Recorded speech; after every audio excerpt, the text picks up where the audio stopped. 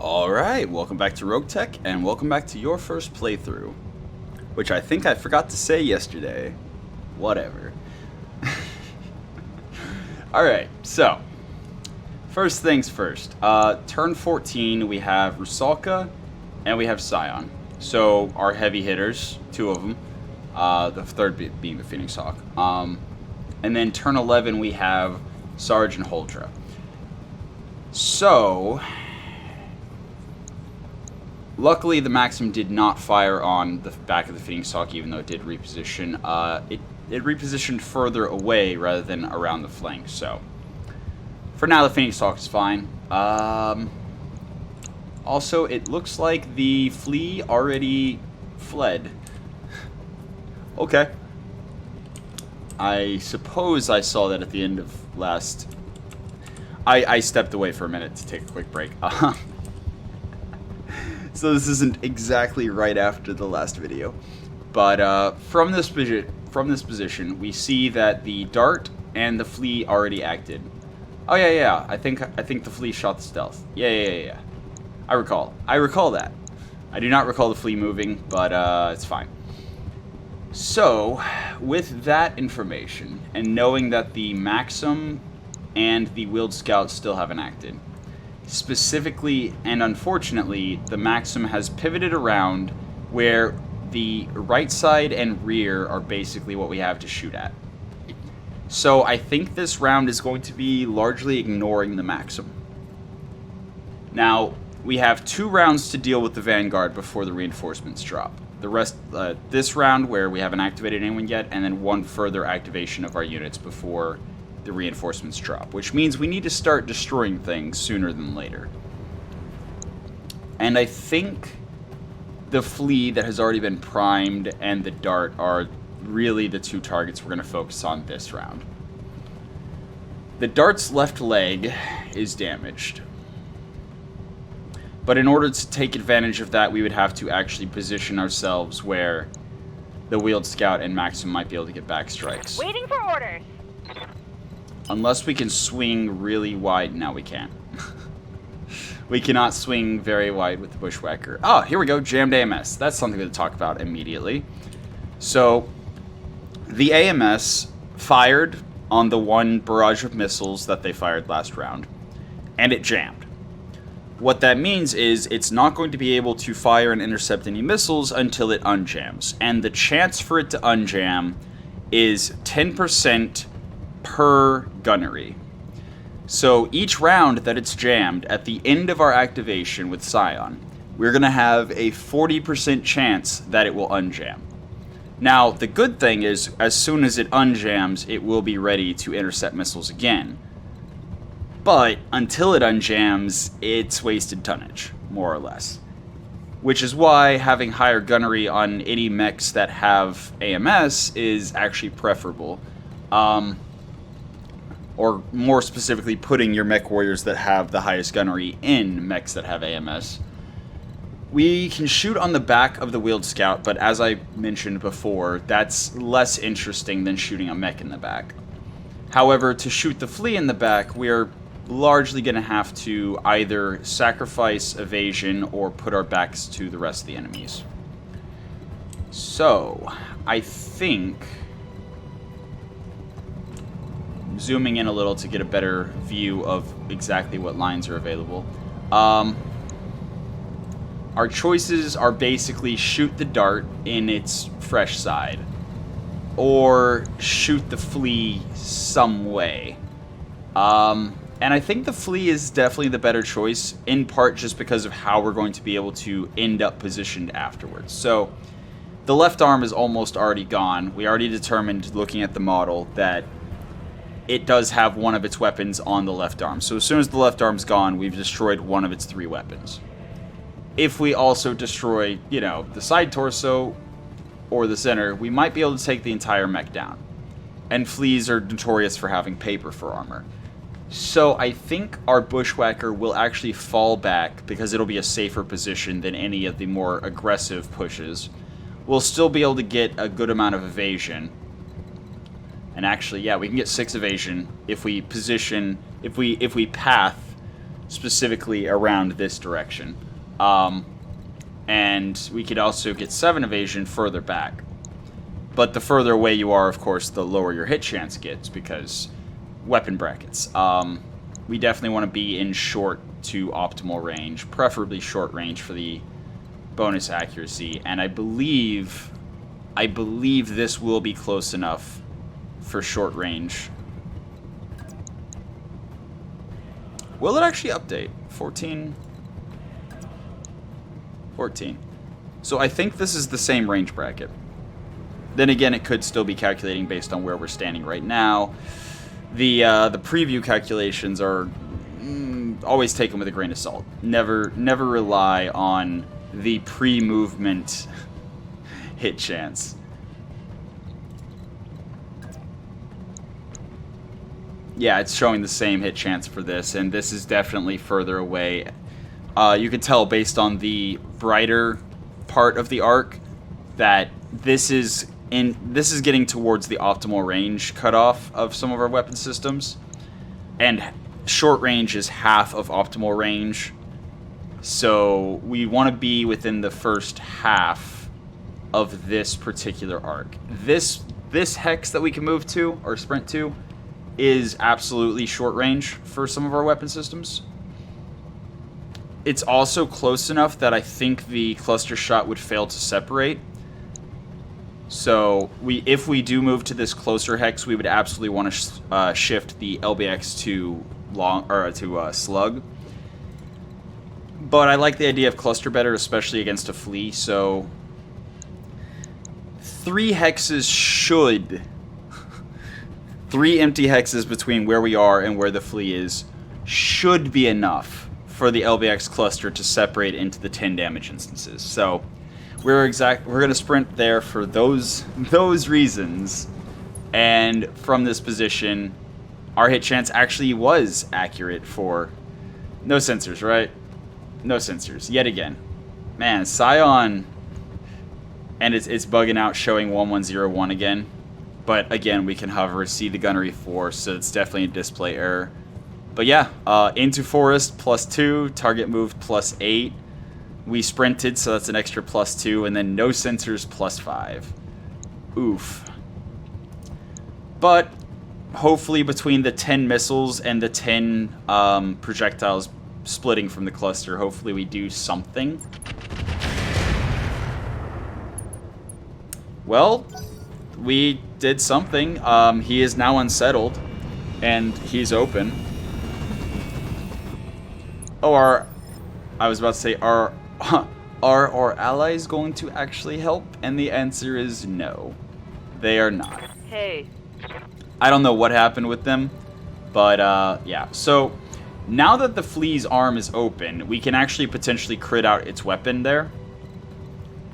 So I think the Locust is definitely going to fall back, in part because we want to keep the Locust in motion at all times. And being able to fall back...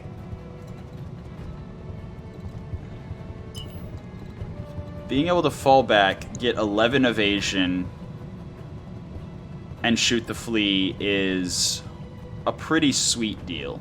We will be standing side by side with our Bushwhacker, so if they shoot at our Bushwhacker and miss, the stray shots might hit. So I guess this is a good time to talk about ideal positioning. Now obviously, this is a thing that's going to come up, and it's going to be a can you, and the answer is likely to be no, and then how close to can you get. So ideally, you want your mechs to be in a rough firing line of some kind, keeping the enemies in front of them and keeping the enemies where they cannot possibly get around behind your mechs. In addition to that, you generally want to keep around 2 to 3 hexes between the mechs that you're most worried about having stray shots hit. For example, a Locust, because as I mentioned, I believe last video, Locusts may have 11 evasion, but if somebody's shooting at their ally and stray shot flies off, the stray shot doesn't care about your evasion, just what hex you're in. So positioning here actually slightly undermines are 11 evasion, in the sense that if somebody shoots at the bushwhacker, the stray shot is not going to care that we have 11 evasion. So even though it's less evasion, it may be beneficial to move to a hex further away from our bushwhacker and get slightly less evasion. It also allows us to pivot our firing arc around so that we are straight facing our enemies. So any shots that they're taking on us will be, you know, targeted at our front instead of our side. So with that all in mind, I think I am going to sprint into their side for the bonus accuracy and do exactly that. Okay. So we've now positioned where the only stray shots we really have to worry too much about is either wild misses from the bushwhacker or the locust being shot at, or the flea here running around to the side to get a line of a straight firing line through multiple mechs. However, if they do that, the flea would have to sacrifice a lot of evasion to get in any position where they could fire on both the bushwhacker and locust as a stray shot targeting. That, and the AI doesn't often consider stray shots from what I've seen. So, we're going to absolutely crank the machine guns up to max. It reduces our accuracy, but twice as many projectiles at a slightly lower percentage is a much better, whatever. Words are hard. Prospect, I guess, because each bullet of the machine gun, each of the 6 shots is going to have the 17%, versus having the 3 shots that have a 22%. So, because of how math and statistics work, you are more likely to get hits firing times 6. And it is worth noting, the machine guns have the refire penalty, the refire penalty being the recoil. Even though we only fired times 3 last turn, because we are firing them again without taking a break and we're bumping it up to times 6, we do have the recoil as if we had fired times 6 the round before. The only way, as far as I know, that you don't get a refire penalty with a weapon that has multiple modes selectable is if you just do not fire the weapon the round before. So, if you have a rotary autocannon and you're trying to save recoil, so you fire times 1, you're not reducing the recoil for future shots. All you're doing is reducing the jam chance for that shot. But if you plan on firing the machine guns times 3, times 3, times 3, times 3, then you never run into the recoil until you're ready to bump it up. So that's one consideration, that perhaps on occasion you'll not want to fire the machine guns for that reason. But for now, I'm perfectly happy with the 17% hit chance. It's a flea, it's got 8 evasion. Even with sensors, we're not gonna ever have a, amazing shot while it's in the forest, so the 2 gunnery doesn't help. And we hit absolutely nothing. Beautiful. Now, you can select your units when it's not their turn to see if and which weapons jammed. So, whenever we get a chance, whenever it's one of our units' turns. And it's so unfortunate that our allies are literally doing nothing. Not a single thing. Okay, Maxim is also running away. Maxim is running away, firing indirectly. And our AMS intercepted 2 of the 5 missiles from its LRM. And it did not jam, because the Phoenix Hawk doesn't have high explosive ammo, so it takes multiple hits of the AMS, which is why it only intercepted 2 of the 5 missiles instead of the, for example, whenever the high explosive ammo with the Bushwhacker or the Stealth. Whichever one has the AMS, I think it's the Bushwhacker.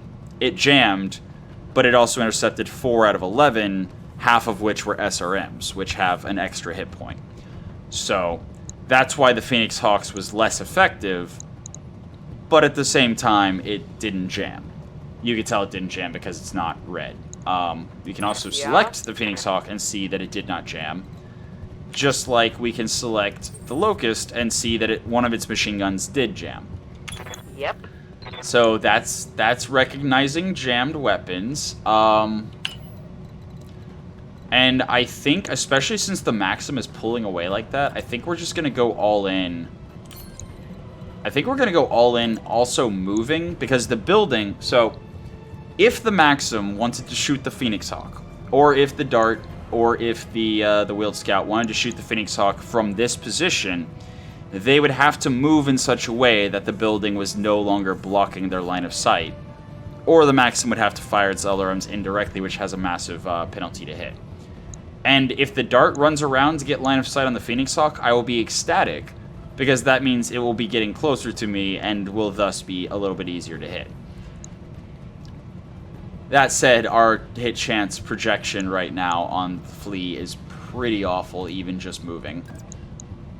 It's not much better on anyone else, except for the Wheeled Scout, because the Wheeled Scout can barely move in the water, and we're shooting in the back, but it only has a laser. So it is the lowest priority target, even though it has the best hit chance right now. I don't particularly care.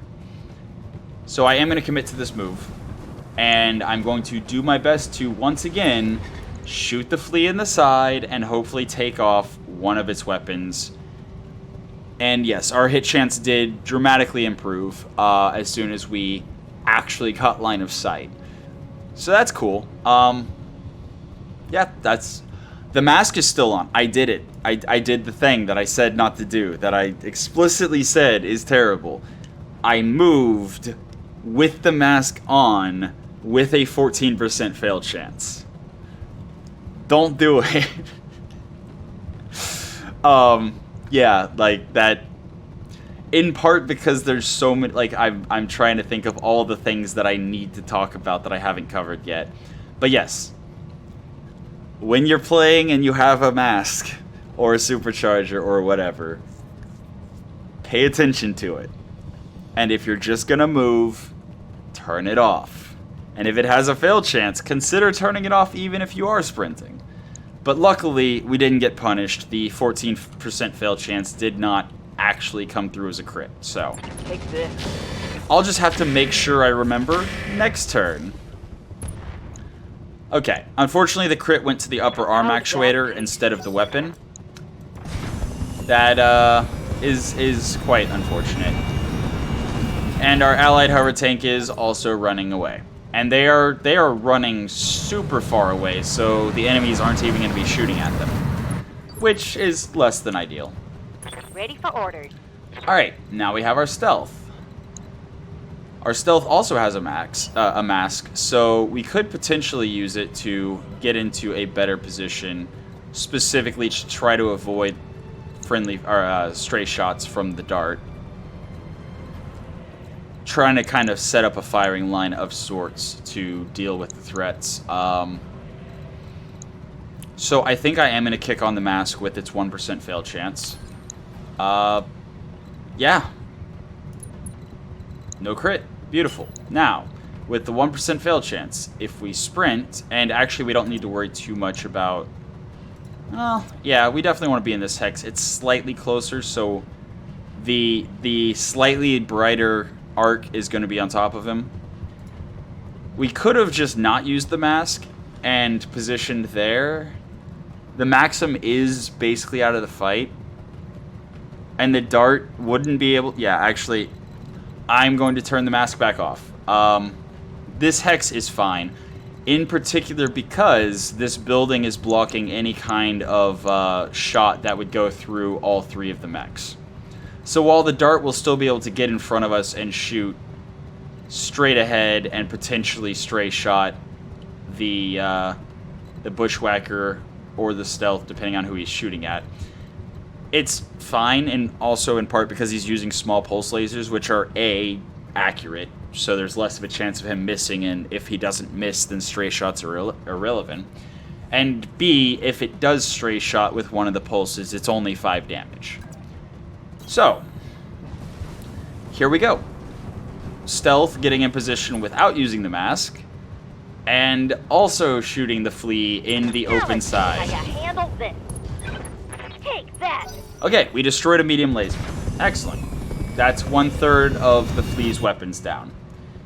That said, all we have left is Tainted Loki, and then we have one more round before reinforcements drop. So there's no chance that we destroy the Vanguard in its entirety before the reinforcements drop. That said, it's fine, in part because the Maxim's running away, and I don't think there's much of a chance of me actually catching it, so unless it decides to turn around and come back, I don't think I'm going to be able to destroy the Vanguard. But that is completely fine, in part because it's also a kind of hard target. And unless we can follow up on the front or left side for probably multiple rounds, we're not going to have an easy time destroying it. Aye, aye. And not being able to complete optional objectives early game is just kind of par for the course. So here, we could continue firing on the flea from the side we already opened and the side where we already destroyed the arm and the medium laser as a result. But unless we eat through the rest of the side torso and probably center, we likely won't kill.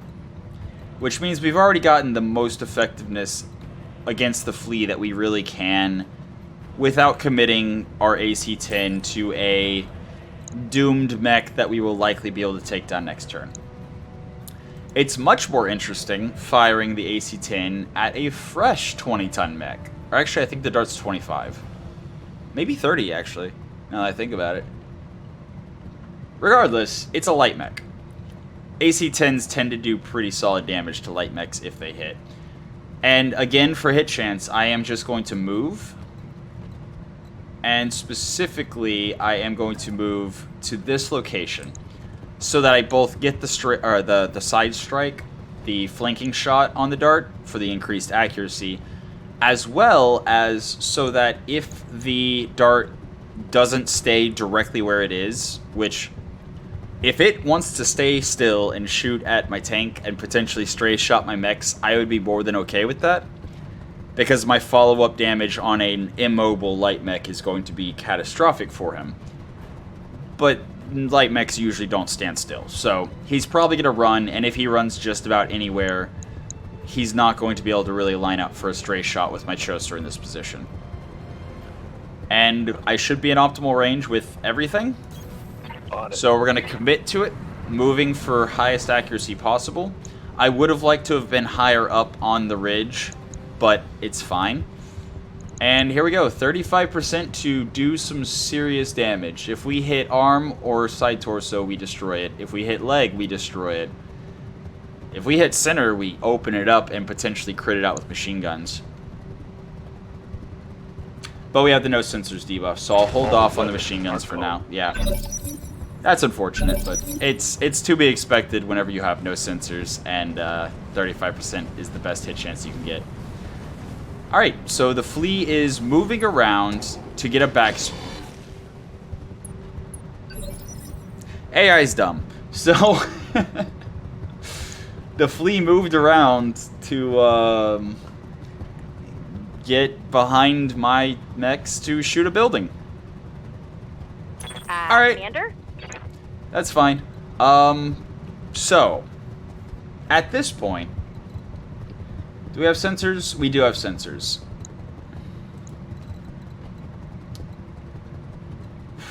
I would really love to actually destroy the dart or do some serious damage to it. And we have a mask. We have a mask that, based on this position, could potentially get us behind the dart. We have a sensor roll that should give us sensors, which means we won't have that debuff. So, mask on. It indeed gives us the distance we need. This should be optimal range. Well, it is optimal range for sure. But it should be short range to get the bonus to accuracy. But this makes sure that we're in short range. You know what? Full speed. No target. We're going to get right up behind him, because I don't think anyone else is going to have a reliable backstrike before he moves. And look at those hit chances. That is glorious. Targeting for an alpha strike. And still insufficient. Even with those hit chances, could not get the damage we needed. Once it's our turn again, we'll look at the paper doll and see what we actually managed to get done. Based on how many hits we got and the fact that he didn't actually get opened, and now our allies help. I'll take it. I mean, I'll take it. I'm fairly certain. And out of nowhere, they're starting to land Hail Mary shots. That's absolutely amazing. In any case, you may have seen when it popped up on the flea that the side torso was destroyed, so he had a potential injury. Yeah, we need to take the dart down. In any case, so he would have had an injury, but he resisted it, which is why it showed consciousness threshold, health 3 out of 3.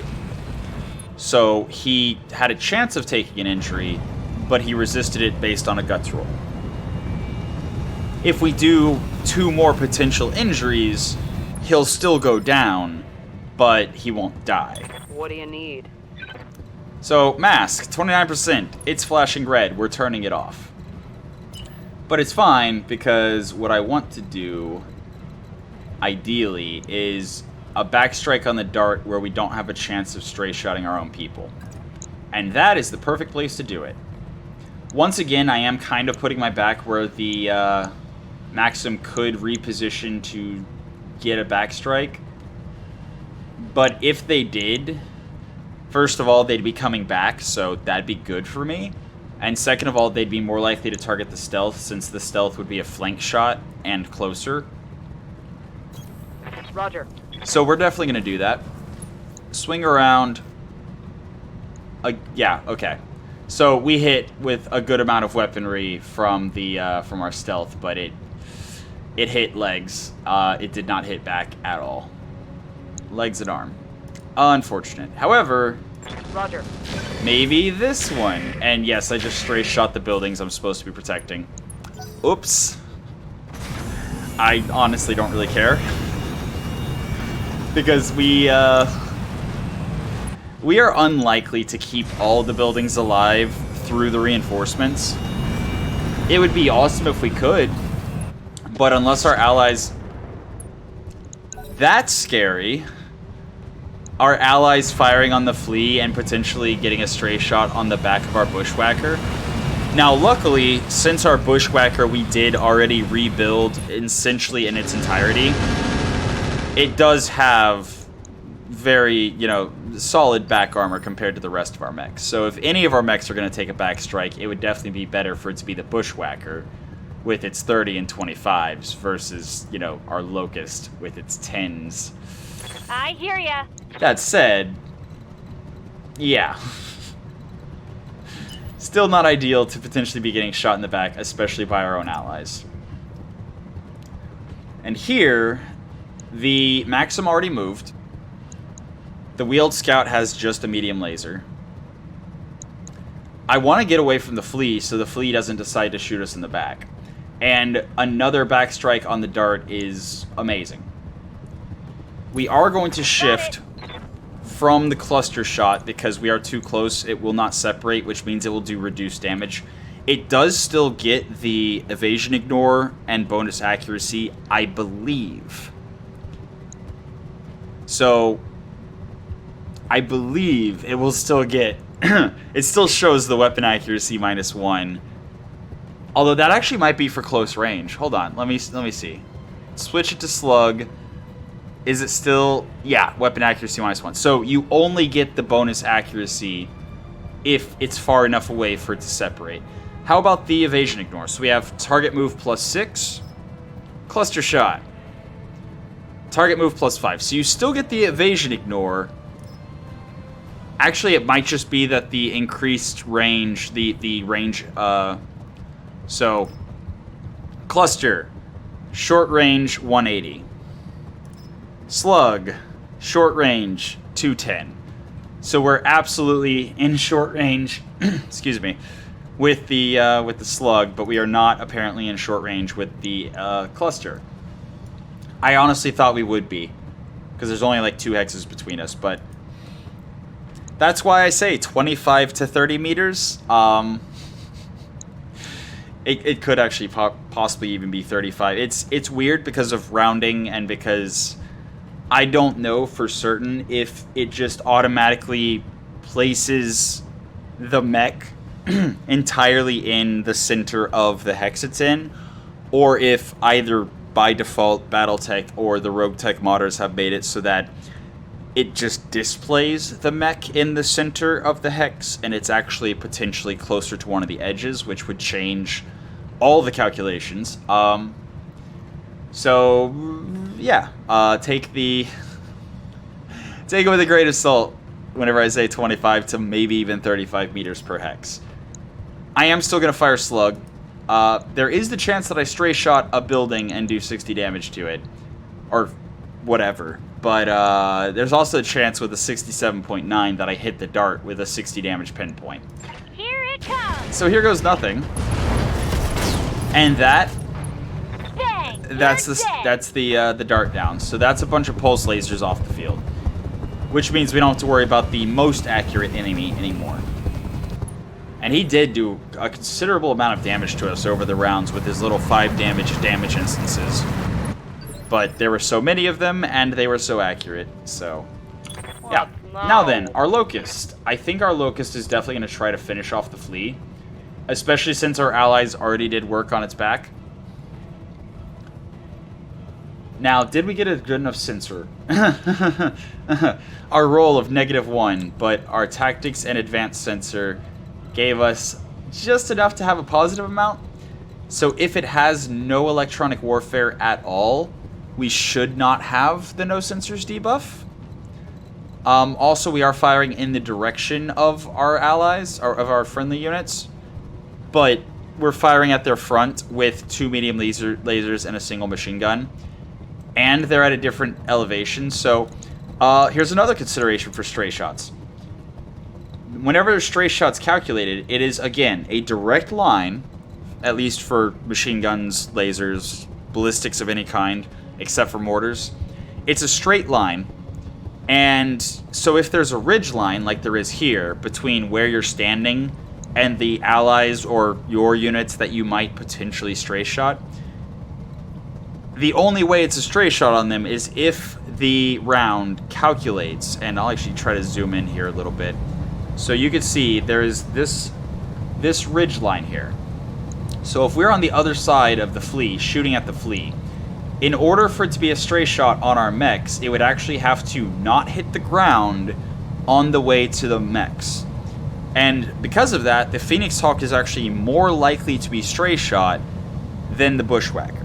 Now, I have not been able to confirm, in all of my many hours of playing Roguetech, I have not been able to confirm whether or not the location on the model that the stray shot hits determines which location is hit by the stray shot.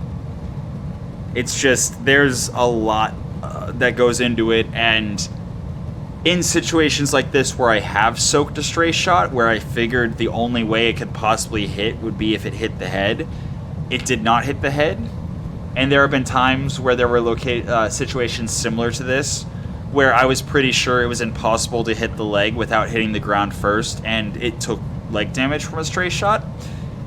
But for all I know, it could be possible for the for the shot to clip through the ground a little bit.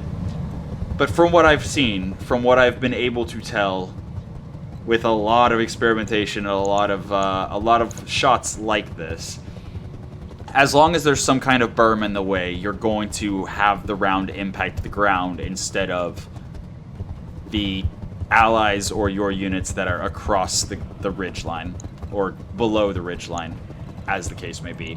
Also, again, the further back I am, the less likely I am to stray shot, because once again, the stray shot can only go to the maximum range of the weapon.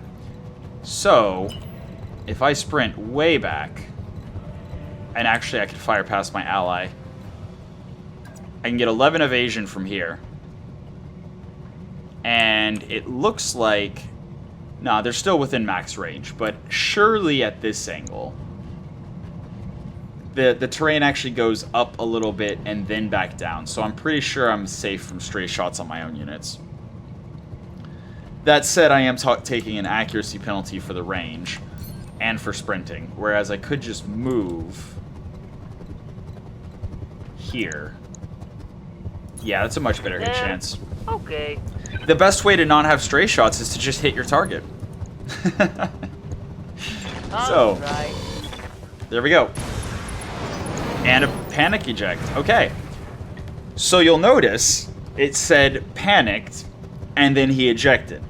That's because every time you fail a panic check, every single time that a pilot or mech warrior fails a panic check, they then make a roll to see if they panic eject.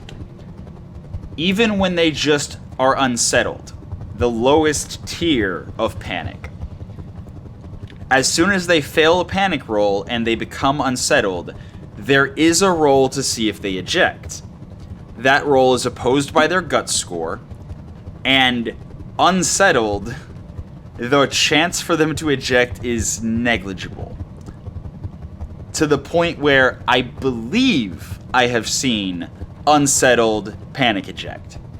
I believe. I can't recall for certain, and I can't remember a particular instance. So, unsettled may not be able to trigger a panic eject, but I know absolutely anything past that, you can have them punch out. And it's just a guts check that's rolled after a panic check has failed. So, specifically, I guess this is a good time to get into it before I end this video. So there are two types of panic rolls. There is the type of roll that happens when you take damage, take structure damage, have component destruction, take injuries in that order of severity, where you roll, and if you fail the roll, your panic level increases. At which point, there's another roll to see if you eject. And again, the difficulty of passing those checks increases along that list I just said, and maybe future me will actually take a moment to put that list up, as well as potentially add things that I neglected to mention. But those are the big primary things. Damage in general, structure damage, component destruction or crits, and injuries, pilot damage, basically. So those panic checks can increase the severity of your panic level as well as cause panic ejects. Now, there are also other panic triggers that can set off a roll that are less likely to increase panic level, but can. And I'm not certain they can cause punch out, but I know they can absolutely increase panic level. And that is allies being killed, especially like the Mechwarrior itself being killed rather than just the mech exploding. Allies being injured, and in the event of, you know, a destroy base or some other, well, I mean, that's basically it, really. Destroy base. Because turrets being destroyed is the same as allies being destroyed, as far as I can tell, as far as I know. But if your objective includes destroying a target, I can't say for certain, but I'm fairly sure that the assassination target in assassinate missions and the convoy in destroy or ambush convoy missions count for more morale damage or like a more difficult panic check than just any of the escorts being destroyed. In any case, there's a lot of things that can trigger panic rolls. And all of those types of panic rolls can increase panic level and can cause panic ejects. Now, there are other panic rolls, or not even panic rolls. I guess they're still panic rolls because they're dealing with the panic system, but For example, at the start of every round, there is a roll made. At the start of your unit activation, there's a roll made. And I believe whenever your allies, or in the event it's the enemy that we're talking about with the panic rolls, if they damage, deal structure damage, crit, or destroy one of your units, then it can be a positive roll to see if panic is reduced. Those rolls cannot cause a punch out. So I cannot recall a single time at the start of a round a Mechwarrior has just ejected. I can, however, recall a unit moving and then ejecting without even shooting, as well as moving, shooting, missing shots, and then ejecting. Because whenever you miss a shot, that also triggers a panic roll. And there's a lot of nuance to the panic system, but in short, anything bad happening might cause a panic roll that could potentially result in a eject. And anything positive happening can result in a sort of a panic roll, but it's a good thing because it can increase reduce your panic level. And those rolls cannot cause a eject. It does not roll for ejection.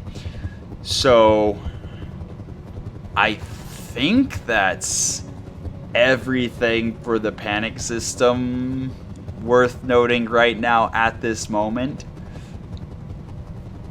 I believe. But let's go ahead and take our last activation of the round, and then once the next round starts, we will absolutely we will absolutely take the opportunity to end the video, and I will start the next one after a quick break. Yeah, so again, our goal is to shoot the Maxim from the front or the left side. Oh, at night, quick little tip. During nighttime missions and dusk missions and morning missions, the headlight of a vehicle shows you which direction it's facing, in case you can't tell. The headlight of the mech shows which direction it's facing, in case you can't tell from far away. But if you zoom in, you'll see every unit has this circle around it. The little nub points in the direction that it is facing, and the red quarter of the circle is always its back. So if you can't tell, and I think it's the green circle is always the back of your units, so it also distinguishes your units from the enemy units with which circle is which, because sometimes things can get a little weird. But the colored quarter of the circle is the back. The headlight and the little nub that's pointing is the front. But you do have to kind of zoom in to see the circle in detail to see that. So, with that said, we can see that right now, based on the facing of the Maxim, we are going to be able to shoot it in the left side, which is the preferable side for us to shoot. So, let's do it. Chaucer. Here, that last thing that I think I've already touched on, but I'm going to touch on again. I could get closer, and you can see that the water prevents the tank from sprinting any further than it can move. I could get in the water and get closer to shoot the Maxim with higher hit chance that way. However, in that situation, if they fire at either the stealth or the Chaucer, there's a chance of stray shots on the other. Or I can actually fall back here. I'll be further away, so I'll have an accuracy penalty for firing at longer range, but I'll also have high ground. So the accuracy is likely to be lower because the penalties for range actually are much more severe than the bonuses for high ground. But it also reduces the enemy accuracy firing on me, as well as preventing any stray shots if they're firing at one or the other from hitting the one that's not being shot at. So this is actually a defensive move rather than an offensive move. Falling back a little bit, but taking the high ground to shoot at the Maxim. And also there's this chance that we stray shot, and if we stray shot the wheeled scout, it just kind of dies. Well, not necessarily, but... Oh, also, the wheeled scout does not have a turret. So if the vehicle does not have a turret, it doesn't have a turret location, and I'm fairly certain any hits that would have gone to the turret don't go anywhere. And I think that's just a limitation of how the modders had to like set it up. But unless they change that, unless the handheld rework gave them the ability to make the damage that hits turret also damage the armor or locations next to it, around it, whatever. But yeah, damage to turrets that don't exist is as far as I know, unless it's been changed, count as a miss.